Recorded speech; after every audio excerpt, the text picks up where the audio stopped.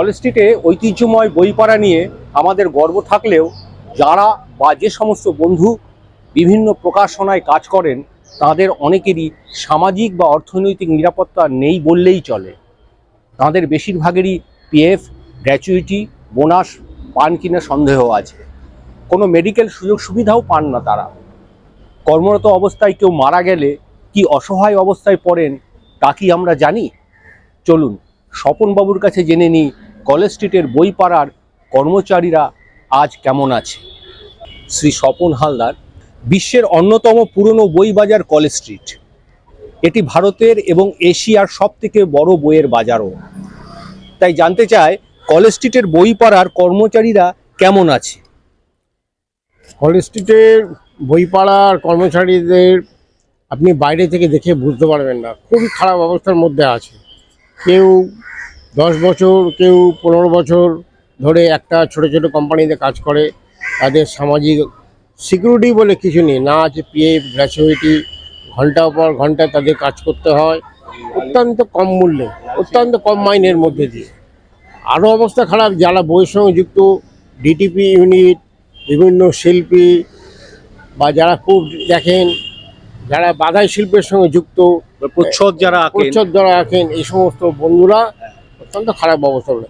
গুটি প্রকাশক হয়তো কিছু টাকা দেন, কিন্তু বেশিরভাগই তারা খুব স্বল্প মাইনে নানা রকম শর্তের মধ্যে দিয়ে তাদের চলতে হয়। এবং কলেজ স্ট্রিটে এই সমস্ত মানুষরা খুব ভালো অবস্থায় নেই। এটা একটা আমাদের সামাজিক ব্যাধি বলব। এই ব্যাধির থেকে উত্তরণ কিভাবে পাওয়া যাবে সেটা আমাকে আগামী দিনেই আমরা জানতে পারবো বা বুঝতে পারবো। একটা লড়াইয়ের মধ্যে দিয়ে হবে, দীর্ঘস্থায়ী লড়াইয়ের মধ্যে দিয়ে হয়তো এই প্রশ্নের সমাধান মিলবে, এটুকু বলতে পারি। আচ্ছা, এই কলেজ স্ট্রিটের বইপাড়ায় যারা কর্মচারী আছেন, বইয়ের দোকানের কর্মচারী, তাদের সরকারি যে ন্যূনতম যে সুবিধাগুলো, পিএফ, গ্র্যাচুইটি বা চাকরিকালীন যদি মারা যান কিছু বা অবসরকালীন কিছু সুবিধা, এগুলো কি তারা পায়? না, এগুলি মালিক দয়া করে যেটুকু দেবেন সেটাই নিতে হবে বাধ্য, নাহলে তুমি বাড়ি যাও। আর গুটি কয়েক পাবলিশার হয়তো কিছু সুযোগ সুবিধা ইএসআই, পিএফ দেন, বেশিরভাগই দেন না। মানে খুবই খারাপ অবস্থার মধ্যে দিয়ে চলছে। আমরা বক্তৃতা করি যতই, অথবা বইমেলায় যতই আমরা চিৎকার করি, মিটিং করি কিংবা বক্তৃতায় বলি, আসলে আমরা সামাজিক দায়বদ্ধতা পালনে আমরা ব্যর্থ। এটা সবাইকে স্বীকার করতে হবে। এটা হচ্ছে ব্যাপার। এই কিছুদিন আগেই কলকাতা বইমেলার শেষে বই বিক্রির খতিয়ান দেখলে সেখানে কোটি কোটি টাকার বই বিক্রির তথ্য পাওয়া যায়।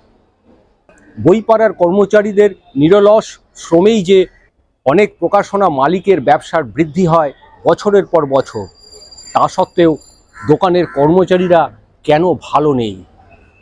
উত্তর নেই কোনো। আপনাদের যে কর্মচারী আছে তাদের কোনো শ্রমিক ইউনিয়ন কি আছে? হ্যাঁ, আগেও ছিল, এখনও আছে, কিন্তু আমি রাজনীতি টানতে চাই না। যাই হোক, শ্রমিক সংগঠনগুলো শ্রমিকের কথা এই মুহূর্তে তারা পারছে না, পেরে উঠছে না। হয়তো যে কোনো কারণেই হোক, রাজনৈতিক শক্তির অভাব বলুন বা যে নেতৃত্বের অভাব বলুন বা যে কোনো কারণেই হোক, তারা ঠিক পেরে উঠছেন না এই সমস্যার মোকাবিলার ক্ষেত্রে। তারা পেরে উঠছেন না, এই নেতৃত্বের ব্যর্থতাটা স্বীকার করতেই হবে।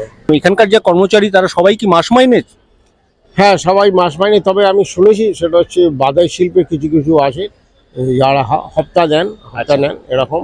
আবার এও আছে কাজ না করলে, অর্থাৎ কামাই করলে মাইনে কেটে নেন। এখানেও অনেক সিস্টেম আছে। এখানকার কর্মচারী মাস মাইনের কর্মচারী, সেই সমস্ত কর্মচারীরা কি মাসের ঠিকঠাক সময়ে মাইনেটা পায়?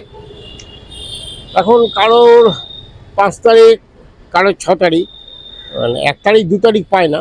তবে 5 তারিখের মধ্যে মোটামুটি কম বেশি অনেকেই পেয়ে যায়। আর এটা একটা বড় কোম্পানিগুলো যায়, ছোট কোম্পানির কথা আমি বলছি না, লজ্জা পেয়ে যাবে। এটা একটা জাতীয় লজ্জা ব্যাপার এসে যাবে। মালিকের একটা গালিগালাজ হ্যান্ত লেগেই আছে। কাজ পুরোনোর পর মালিকের কী করে তাড়াবে হাঁ করে থাকে। বই প্রকাশনা সংস্থার যারা মালিক, তাদের বক্তব্য কি কোনো উঠে এসছে যে আমরা কেন দিতে পারছি না বা দেওয়ার চেষ্টা করেও পারছি না, এরকম কি ব্যাপার কোনো আছে? তারা সবসময় বলে বইয়ের দাম বেশি, পাঠ্যপুস্তক হচ্ছে না, বিক্রি বাট্টা নাই, ইত্যাদি ইত্যাদি। কিন্তু খোঁজ নিয়ে দেখবেন যে প্রতিটা দোকানে ভালো ভিড়ই আছে, এই ভিড় থাকবে, আগামী দিনেও থাকবে, আগামী অনেক অনেক বছর পর্যন্ত থাকবে। এটা একটা কম্পিটিশনটা যদিও বাজে জায়গায় পৌঁছে গেছে, কিন্তু বিক্রি বাট্টা সব কোম্পানি সব প্রতিষ্ঠানেরই ভালো। আপনি কলেজ স্ট্রিটের ভিড়গুলো দেখলে, বইবাজারের ভিড়গুলো দেখলে বুঝতে পারবেন বিক্রি বাট্টা কারোর খারাপ নয়। মানে ন্যূনতম মাইনে এখানে কতটা আছে কর্মচারীদের, মানে এটা একটা আন্দাজেই বলুন। 9,000 থেকে শুরু, 9,000। আচ্ছা, রাত দিন খাটিনি 9,000। ক ঘন্টার ডিউটি? ঘন্টা হিসেবে 12 ঘন্টাতে কম করে থাকতেই হবে। 9 ঘন্টা, হ্যাঁ 12 ঘন্টা। ওদের 9,000 থেকে শুরু, 9,000, 10,000, 12,000 এরকম আছে। আচ্ছা, তবে মালিকের নিজস্ব লোক হলে এক্সট্রা কিছু পাওয়া যায়, এটাও আমরা শুনেছি, সেটা অন্য ব্যাপার আর কি। কলেজ স্ট্রিট বই পড়ার অন্দরে কান পাতলে শোনা যায় একটি বই তৈরির পেছনের কারিগররা, যেমন লেখক, ডিটিপি অপারেটর, বই বাইন্ডিং করে যারা, ক্যানভাসিং, প্রচ্ছদ শিল্পীদের অবস্থাও খুব একটা ভালো নেই। এই ব্যাপারে কিছু সত্যতা যদি আপনি বলেন। হ্যাঁ, আপনি ঠিকই বলেছেন। গুটি কয়েক পাবলিশার তারা টাকা দেয়, আমি তার কারোর নাম বলছি না, তারা টাকা দেয়, কিন্তু বেসরকারি পাবলিশার টাকা নাই, ভালো বিক্রি হয় নাই, তাদের কাঁদুনি শুনতে হয়। এই সমস্ত ডিটিপিওয়ালাদের, যারা প্রুফ দেখেন যারা, বা যারা বাইন্ডিং করলে তাদের অবস্থা খুব খারাপ। পার পেজ অনুযায়ী দেখে বা ভীষণ খারাপ, বলার অপেক্ষা নেই। তারা শিক্ষিত, কিন্তু MA পাস, BA পাস, যারা এই সাবজেক্টের উপর এক্সপার্ট, কিন্তু তারা সেই অর্থে পয়সা পান না। এটা খুবই দুঃখের ব্যাপার। এই যে আপনার বললেন যে প্রুফ চেক করে যারা বা প্রুফ দেখেন যারা, তাদের মানে কিরকম, মানে পার পেজে কতটা কি পায়? পার পেজে খুব লজ্জার ব্যাপার, এটা বলার অপেক্ষা রাখে না। পার পেজ কেউ আবার টোটাল বইয়ের ওপর নির্ভর করে দেয় টাকা। তবে এটা বলার অপেক্ষা, খুবই লজ্জার ব্যাপার, এটা বলা যাবে না, এত কম পয়সা পায়। হাস্যকর একটা, মানে শুনলে আপনার চোখে জল এসে যাবে। এরা এই টাকা সংসার চলে, 8 বছর 10 বছর ধরে কাজ করে যাচ্ছে, মাথা গুঁজে প্রুফ দেখে যাচ্ছে। খুবই খুবই করুণ ব্যাপার এটা। এইখানে তো আপনি অনেক বছর ধরেই কাজ করছেন বই পড়ায়। আমাদের আন্তর্জাতিক কলকাতা পুস্তক মেলা হয়ে যাওয়ার পর একটি তথ্য বেরিয়েছিল 25 না 26 কোটি টাকার বই বিক্রি হয়েছে। তো এই যে বই বিক্রি বা কলেজ স্ট্রিটে ক্লাস শুরু হওয়ার আগে যা ভিড় দেখি ছাত্রছাত্রীদের, তো বই বিক্রি না হওয়ার ব্যাপারটা, গল্পটা যেটা বলে মালিকরা, সেটা কতটা সত্যি? পুরোপুরি সত্য নয়, বেশিরভাগই মিথ্যে। কারণ বই যেটা বিক্রি হয়েছে তা হচ্ছে ইংরাজি উপন্যাস, ইংরাজি লেখকদের বই, ইংরাজি পাবলিকেশনের বই। বাংলা উপন্যাস একমাত্র 2-1টা বড় কোম্পানি ছাড়া সবার বই বিক্রি হয় না। আর পাঠ্যপুস্তক এখানে বিক্রির কোনো প্রশ্নই নেই। এরা সম্পূর্ণ বাজে কথা বলে। এবং একটা উচিত, সেটা হচ্ছে একটা সেন্সর বোর্ড তৈরি করে যারা লাভ করেছেন তারা যদি এই সমস্ত গরিব কর্মচারীদের কিছু টাকা যদি পাইয়ে দিতে পারেন, আমি বলবো এটা খুব ভালো কাজ। এটা সরকারকেই দেখা উচিত, সরকারকে দেখা উচিত, গিল্ডকে দেখা উচিত, পাবলিশারদের দেখা উচিত। College street, Bankim Chatterjee street, college row, Bhabani Dutta lane, college square, Mahatma Gandhi road, Ramanath Majumdar street, Temar lane, Beniatola ইত্যাদি সব মিলিয়ে যে বিশাল বইপাড়া, সেখানে রয়েছে সহস্রাধিক ছোট, মাঝারি ও বড় বইয়ের দোকান। বছরে প্রায় কয়েক হাজার কোটি টাকার বেচা কেনা হয়ে থাকে এই দোকানগুলোর। কিন্তু নিরলস শ্রম করা শ্রমিক, তারাই যে ভালো নেই, এ যেন প্রদীপের নিচে অন্ধকার। আচ্ছা স্বপনবাবু, আপনি আপনার আন্দাজ মতো বা আইডিয়াই বলুন যে এই বইপাড়া চত্বরে বা এই বইয়ের পেছনের যারা কারিগর, সব মিলিয়ে মানে সংখ্যাটা কত হতে পারে? 5,000-এর বেশি হবে, কম করে 5,000-এর বেশি। আবার এখানে একটা দুঃখের ব্যাপার, যারা বই লেখে তাদের আবার অনেক লেখক আছেন, তারাও খুব অল্প টাকা পান। আমি বললাম যে পাঠ্যপুস্তকের জন্য খুব অল্প টাকা, ছোটো ছোটো কোম্পানি খুব অল্প টাকা দেয়, বড় কোম্পানি কিছু দেয়, আর তাই নিয়ে এদের সংসার চলছে। এভাবেই চলছে কলেজ স্ট্রিট কিন্তু ভালো অবস্থায় নেই, এটাকে আমি বলতে পারি। এই যে বইয়ের যে আপনার তো একটা অভিজ্ঞতা আছে, বই নিয়ে প্রত্যেকটি জেলায় গিয়ে যে বিক্রির ব্যবস্থা, বা এই যে পশ্চিমবঙ্গের প্রত্যেকটি জেলায় আপনি যান, তো সেই কিছু যদি অভিজ্ঞতা আপনার হয়। হ্যাঁ, কাজের সূত্রে আমাকে দার্জিলিং বাদ দিয়ে সব ডিস্ট্রিক্টে, সব জেলাতে যেতে হয়েছে। সেখানে পাঠ্যপুস্তক এনলিস্টেড করার জন্য বিভিন্ন ছোট বড় স্কুলে যেতে হয়। নানা রকম সাবজেক্ট নিয়ে প্রিন্সিপালদের অনুরোধ করতে হয়, রিকোয়েস্ট করতে হয়, এবং কখনো কখনো নানা রকম বলা উচিত না, কিছু কিছু ম্যাল প্র্যাকটিসের ওর সঙ্গে আমাদের যুক্ত হতে হয়। যুক্ত হলে বইটা যাতে এনলিস্টেড হয়, বইটা এনলিস্টেড হলে চাকরি থাকবে, নাহলে মালিকের গালাগালি শুনতে হবে, পরিষ্কার ব্যাপার। মানে আপনি গালাগালির কথাটা 2-3 বার বললেন, তার মানে এখানকার মালিকরা গালাগালিটাও দেয়। ওরে বাপরে বাপ, গালাগালি দেয়, আপনাকে যদি এমন খাটাবে যে আপনি ছেড়ে দিয়ে পালাতে পারলে বাঁচেন। মানে বইয়ের ব্যবসায় গালাগালিটাও সংযুক্ত হয়ে গেছে, সংযুক্ত হয়ে গেছে। এটা একটা এখন যে বইয়ের যে ব্যবসা আপনি দেখবেন, যারা পুস্তক বিক্রেতা, পাবলিশার, আগের সেই সংস্কৃতি মনা নেই, সেই সংস্কৃতি মনা নেই। এখন তার প্রফিটটাকেই ক্যাপিটাল করেছে, তার জন্য তারা যে কোনো আনকম্প্রোমাইজ ব্যবসায় যেতে বা শর্তে যেতে তারা রাজি, দেখছে ব্যাপার।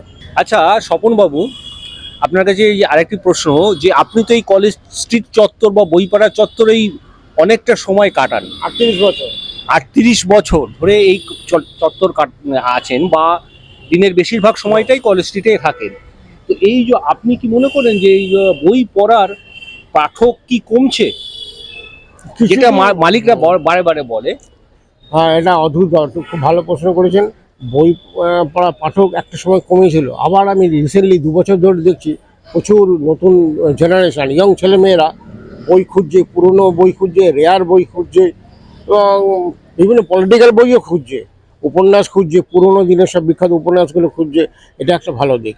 বিশেষ করে বড় বড় কলেজের ছেলেমেয়েরা বড় বড় এরা আসছে, কিন্তু গ্রাম থেকে ছুটে আসছে এবং তারা বই খুঁজছে, পাঠক সংখ্যা বৃদ্ধি পাচ্ছে। এটা একটা খুব ভালো সিগনিফিকেন্স। এই কলেজ স্ট্রিট বা বইপাড়া চত্বরে যারা পাঠক আসেন, তারা কি কলকাতার না কলকাতার জেলার বাইরে থেকেও তো আসেন?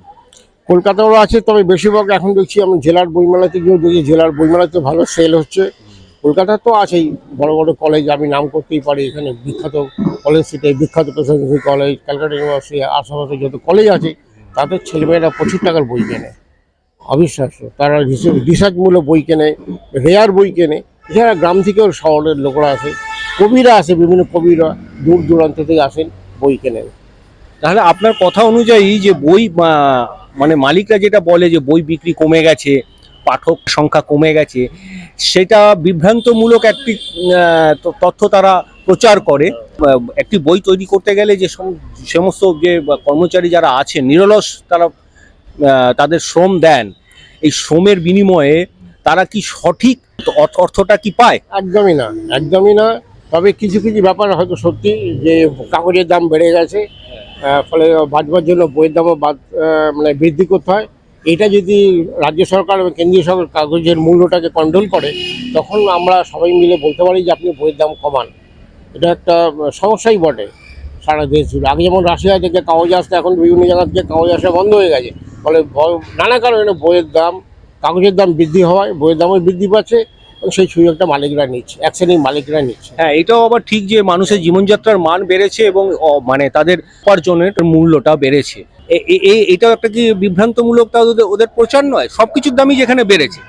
কিছুটা সত্যি আর কিছুটা বিভ্রান্তমূলক। কিছুটা সত্যি, হ্যাঁ সত্যি, কাগজের দাম বেড়েছে, নানা রকম ট্যাক্স এর মধ্যে যুক্ত হচ্ছে।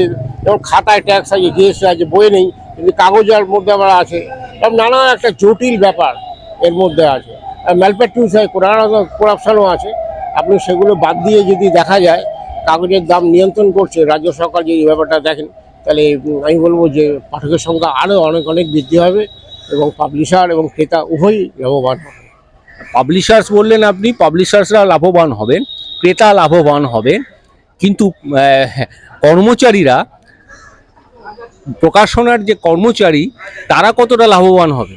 হ্যাঁ, তাদেরকে আমি বলবো তাদেরকে এগিয়ে আসতে হবে, মুখ খুলতে হবে। তারা কিন্তু ভয়ে যদি চুপ করে বসে থাকেন তাহলে হবে না, তাদেরকে পথে নামতে হবে, এবং নানা রকম সামাজিক দায়বদ্ধতা পালনের জন্য তাদেরকে এগিয়ে আসতে হবে, রাস্তায় নামতে হবে, লড়াই করতে হবে। তবে লড়াইটা যদি জারি থাকে, তো আমি বলবো আগামী দিনে এইসব গরিব মানুষেরা একটা সুস্থ সমাজ বা সুস্থ একটা আর্থিক ব্যবস্থা পাবেন, এটুকু আমি বলতে পারি। আচ্ছা, আপনি তো বইয়ের সঙ্গে অনেকদিন ধরেই যুক্ত, তো আপনি আমাকে বলুন যে আজকের সময় দাঁড়িয়ে অনলাইনে আমরা নানান পিডিএফ ফাইল বা পিডিএফ বই পেয়ে যাচ্ছি, তো এই বই পড়া, হাতে ধরে বই পড়ার অভ্যেসটা কতটা ভালো? হ্যাঁ, আরো কিছুদিন থাকবে। হাতে ধরে বই পড়া, ঘরে বসে খাটের উপর বই পড়া, এগুলো আরো আরো কিছুদিন থাকবে, যতক্ষণ না সব ঘরে ঘরে কম্পিউটার আসে, মানে মানুষের আর্থিক চরম উন্নতি হচ্ছে, ততদিন এইটা কিন্তু থাকবে এবং এটা একটা ভালো দিক। এর একটা আলাদা আনন্দ, হাতে ধরে বই পড়া, গোল করে বসে বই পড়া, শুধু কম্পিউটার নিয়ে রিসার্চ করলে সেই আনন্দটা, যান্ত্রিক যে আনন্দ, এটার সঙ্গে মনের আত্মিক আনন্দটা পাওয়া যাবে না। এটা কোনো বলা যেতে পারে। আচ্ছা স্বপনবাবু, আপনার কাছে শেষ প্রশ্ন যেটা, সেটা হচ্ছে আপনি তো বইয়ের মধ্যেই আছেন, তা আপনার যখনই সময় পান বা অবসরে নিশ্চয়ই বই পড়েন, তো আপনার কাছে আহ, মানে সাহিত্য বা রোমাঞ্চকর গল্প কোন দিকটা আপনার ভালো, বইয়ের কোন দিকটা ভালোবাসেন বা ভালো লাগে? সাহিত্য, সবসময় সাহিত্য।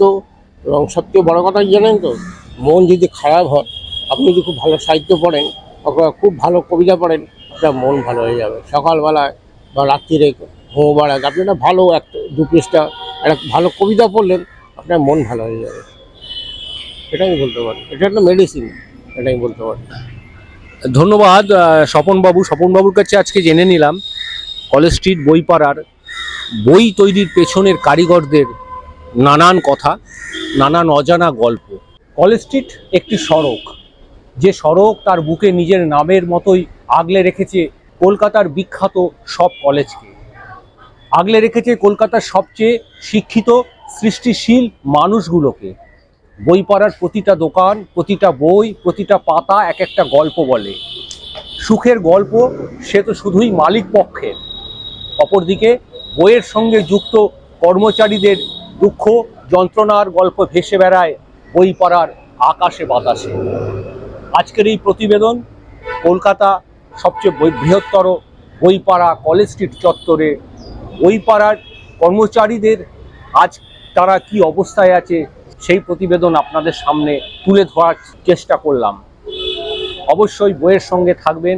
একটি বই তৈরি করতে গিয়ে যে সমস্ত কর্মচারীরা তাদের নিরলস শ্রম দেয়, তাদের সঙ্গে থাকবেন, তাদের কথা ভাববেন। ভালো থাকবেন, সুস্থ থাকবেন, জিরো ব্যালেন্সের সঙ্গে থাকবেন।